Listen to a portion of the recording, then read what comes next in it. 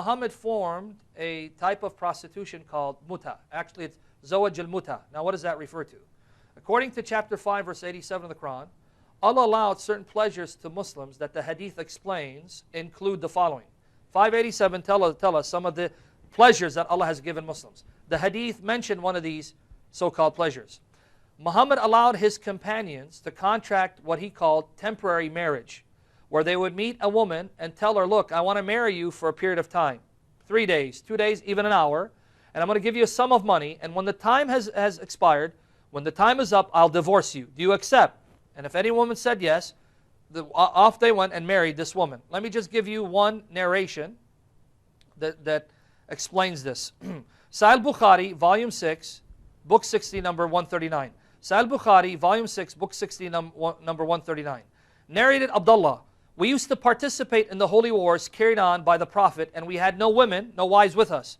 So he said to the Prophet, shall we castrate ourselves? They were burning with sexual desire, and they asked, should we castrate ourselves? But the Prophet forbade us to do that. Instead, he allowed us to marry women temporarily by giving her even a garment, and then he recited, chapter 5, verse 87, O you who believe, do not make unlawful the good things, the pleasurable things, which Allah has made lawful for you. So what was Muhammad's solution? Instead of saying, pray to Allah for the power of the Holy Spirit, pray to Allah to give you the strength to overcome your sexual desires. No, don't castrate yourself. Go into the city, ask the local woman, can I marry you for a garment?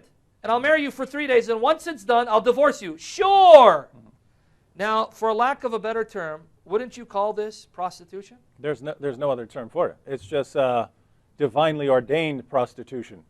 So if you have captives, you can rape your female captives. If you don't have captives because you haven't finished the battle yet, well, you can just go get a couple of women to agree to temporary marriage. We'll marry each other for an hour a day or something like that. What's sad is, as we've pointed out before, these teachings have practical consequences, and this is still going on. I've posted on my blog that this is still going on in Egypt. This is going on in Syria. This is going on among Syrian refugees, where their husbands are going out waging jihad. Women are at home with their daughters. They can't even feed themselves, and they're selling their daughters to wealthy Saudis for temporary marriage, muta.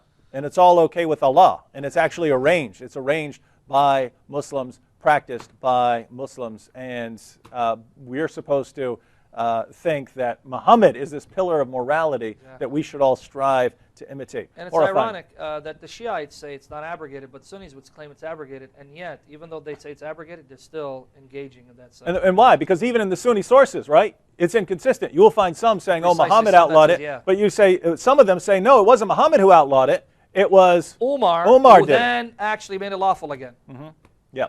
So the point is, if you're going with the Sunni sources, you can pick and choose, and so if you want to practice muta, you can certainly find justification there.